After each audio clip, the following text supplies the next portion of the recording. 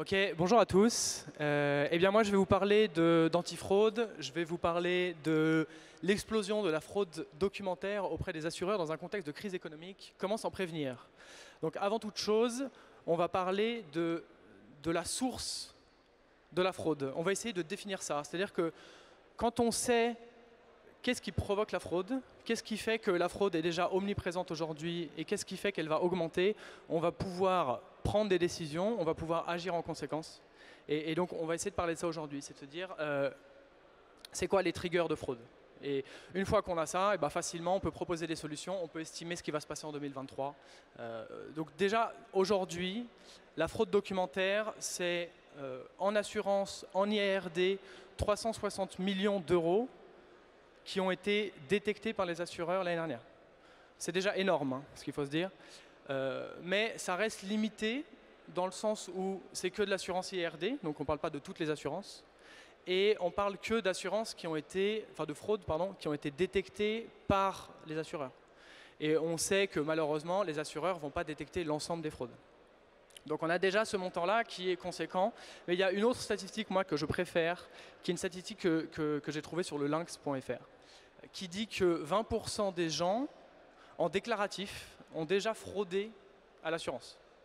Ça, je trouve que ça reflète beaucoup plus la fraude qu'il peut y avoir, parce que c'est du déclaratif. Et on peut même se dire que certains ont fraudé et n'osent pas le dire. Mais donc vous avez cette base-là, et c'était sur une étude qui s'est faite en 2022, je crois. Et l'année précédente, donc en 2021, il y avait 11% des gens qui, sur le même sondage en déclaratif, ont dit qu'ils avaient déjà fraudé à l'assurance. On est passé de 11 à 20% des gens. Donc là, dans la salle, on peut se dire qu'il y a une personne sur 5 qui a déjà fraudé à l'assurance, statistiquement en tout cas. Ce qui est voilà, très très conséquent. Et ce qu'on remarque aussi, c'est cette croissance, c'est de se dire 11%, puis 20%.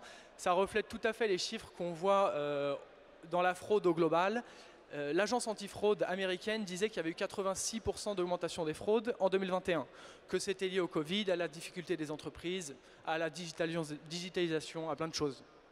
Mais on retrouve en fait ça facilement dans les chiffres croisés. Maintenant, si on va plus spécifiquement sur les sources de ces fraudes, vous avez un ensemble de sources qui sont liées à des facteurs exogènes à l'économie. Donc le fait que les boîtes se digitalisent, le fait que les gens ont peut-être de moins en moins de scrupules à frauder, le fait qu'il y ait le Covid, mais on peut aussi parler des aspects purement économiques. Parce qu'on se rend compte en fait, qu'il y a beaucoup plus de fraude en cas de forte croissance économique et qu'il y a aussi beaucoup plus de fraude en cas de récession, crise, difficultés économiques. Donc dès que vous avez des fortes variations de l'économie, vous allez avoir beaucoup plus de fraude. Donc on se retrouve dans un système qui est un peu compliqué parce que les situations flat, ça fait quelques années qu'on n'en a plus et on s'attend justement pour les prochaines années à encore des rebondissements. Ce qu'il faut savoir, c'est que selon la Banque de France, l'INSEE et puis le gouvernement qui a publié ces chiffres aussi, 2022, ça va être compliqué d'un point de vue global macroéconomique. Et si on prend l'exemple de la France, vous avez déjà aujourd'hui 10% d'inflation. Sur le pouvoir d'achat des ménages, c'est la même chose. Et la difficulté des entreprises, c'est pareil. Pour 2023, les prévisions sont assez similaires.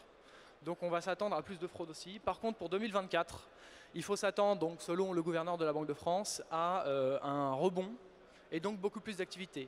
Mais qui dit beaucoup plus d'activité dit beaucoup plus de demandes de police d'assurance, on va acheter plus de voitures, on va acheter plus de maisons, et donc même si le taux de fraude ne va pas forcément augmenter, vous allez avoir en fait des quantités et des volumes d'assurance qui vont mécaniquement augmenter.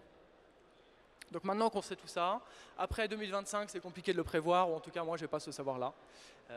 Maintenant qu'on sait ça, c'est comment est-ce qu'on peut s'en prévenir, qu'est-ce qu'il faut faire. Nous, ce qu'on recommande vraiment chez Finovox, c'est d'utiliser un ensemble de solutions complémentaires. Parce que la fraude, c'est un sujet global, qui est très varié, qui va toucher l'ensemble des branches d'une assurance. Donc il faut en interne des solutions qui soient là pour aider les collaborateurs à détecter les fraudes. C'est des formations en interne, c'est des bonnes practices, c'est aussi se faire aider d'outils. Et ça rejoint la deuxième partie, c'est utiliser un maximum d'outils pertinents pour l'antifraude. C'est-à-dire qu'il y a des solutions comme Finovox qui vont faire de la détection de faux documents.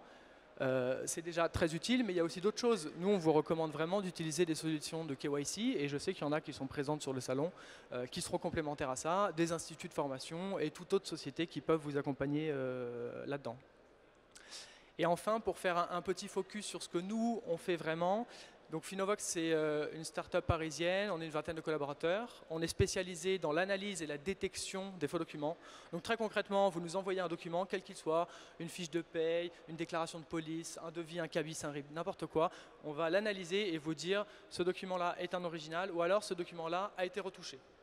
À partir de là, on met cette information à disposition de l'ensemble des assureurs et la plupart du temps, c'est directement au service des risques qui, eux, peuvent prendre leurs décisions. C'est-à-dire qu'ils ont des éléments tangibles pour dire « Ok, cette personne ou cette entreprise a essayé de me frauder, j'ai la preuve parce que Finovox me dit qu'il y a un carré blanc sur lequel j'ai rajouté quelque chose, que ça sort de Photoshop, que ça provient du dark web. » Et quand on combine tous ces éléments-là, ça fournit des éléments importants et on sait très bien que les assureurs sont malins et qui voient la plupart du temps et qui peuvent sentir qu'il y a une fraude. Typiquement, je souscris à une assurance et le lendemain, je déclare un sinistre pour l'assurance que j'ai souscrite.